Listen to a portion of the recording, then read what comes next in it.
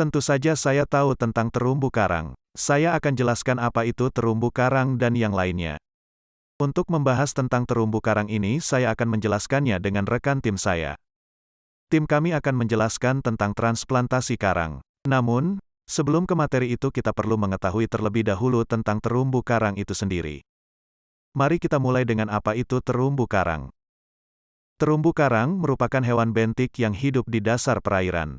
Hewan ini sebagian besar hidupnya berkoloni yang tersusun atas kalsium karbonat, CaCO3, sebagai hasil sekresi dari zooxanthellae.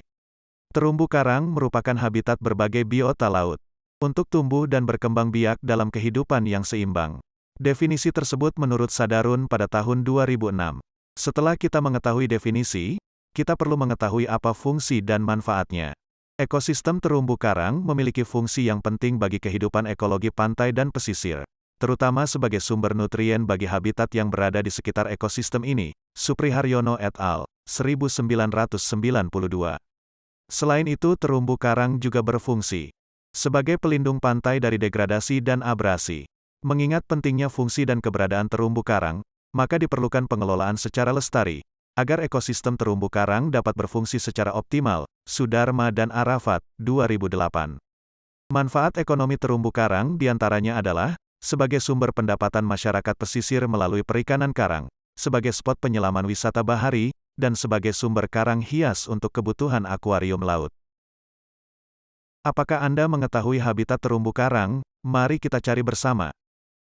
Syahrildah Mukhtar pada tahun 2008 menjelaskan bahwa kebanyakan karang laut yang membentuk terumbu karang dijumpai pada kedalaman kurang dari 46 meter, yang bisa ditembus cahaya matahari.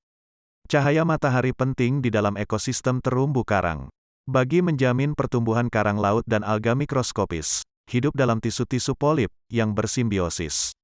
Jenis karang keras hadir di kebanyakan jaringan karang laut dan tugasnya adalah menyediakan makanan kepada karang melalui hasil fotosintesis. Lalu tahukah Anda kalau terumbu karang itu bisa rusak? Penyebabnya bukan karena alam itu sendiri, tetapi ada ulah manusia juga. Yang pertama disebabkan oleh pengambilan terumbu karang secara ilegal. Keindahan terumbu karang memang dapat menarik minat para wisatawan untuk melihatnya. Tetapi tidak jarang, mereka mengambil terumbu-terumbu karang tersebut secara ilegal untuk dijadikan aksesori atau hiasan bernilai ekonomi. Yang kedua disebabkan oleh pembangunan di pesisir pantai. Selain dapat menguntungkan secara ekonomi, pembangunan di pesisir pantai juga dapat menyebabkan kerusakan pada ekosistem air laut, terutama terumbu karang. Untuk membangun bangunan-bangunan tersebut juga dapat menghalangi masuknya cahaya matahari ke dalam laut. Yang ketiga disebabkan oleh pencemaran limbah yang berasal dari aktivitas mesin dan rumah tangga dapat mencemari ekosistem air laut, termasuk terumbu karang. Yang keempat disebabkan oleh penambangan dengan tujuan mendapatkan batu karang yang akan digunakan untuk membuat aksesori bernilai ekonomi, pembangunan jalan, dan bahan bangunan. Jika hal ini dilakukan terus-menerus, dapat dipastikan terumbu karang akan punah. Yang kelima disebabkan oleh penangkapan ikan secara ilegal untuk mendapatkan ikan dalam jumlah yang banyak. Para nelayan akan melakukan berbagai cara meskipun hal tersebut dapat merusak ekosistem yang ada di dalam air laut, termasuk terumbu karang. Biasanya, para nelayan akan menggunakan pukat harimau, bahan peledak, dan racun sianida. Keenam disebabkan penebangan hutan mangrove. Fungsi hutan mangrove adalah pencegah abrasi dan pemfilter air.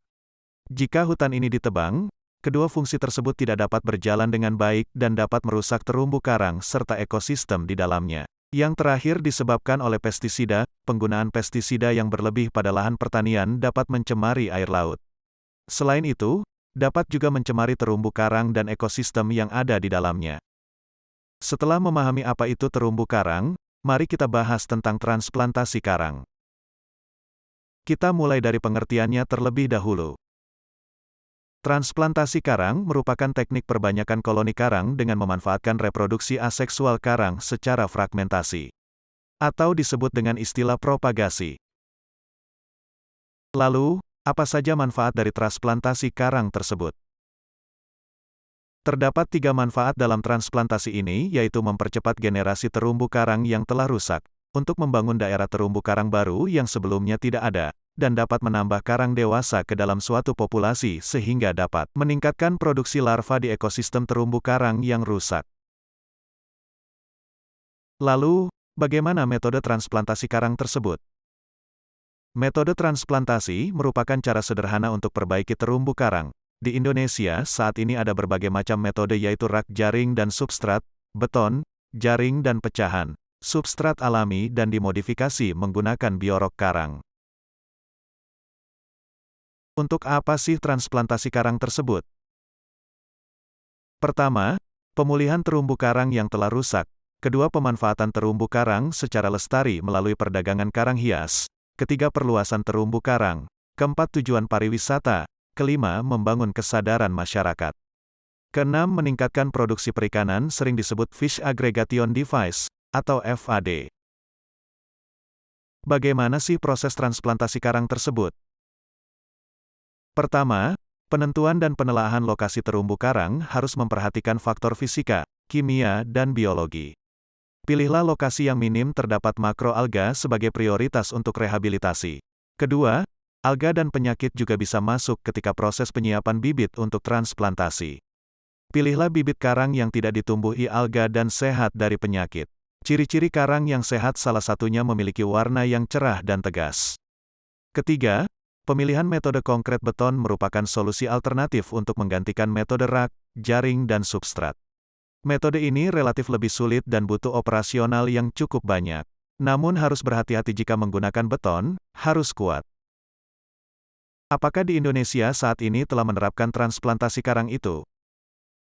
Pengembangan transplantasi karang di Indonesia dikembangkan untuk kegiatan perdagangan karang hias. Sekitar 30% memiliki tutupan karang lebih dari 50% atau dinilai sangat baik. Sisanya, sebanyak 70% memiliki tutupan karang kurang dari 50%. Baiklah, sampai di sini saja penjelasan saya. Semoga bisa dapat dimengerti dan mudah dipahami. Terima kasih sudah menyaksikan.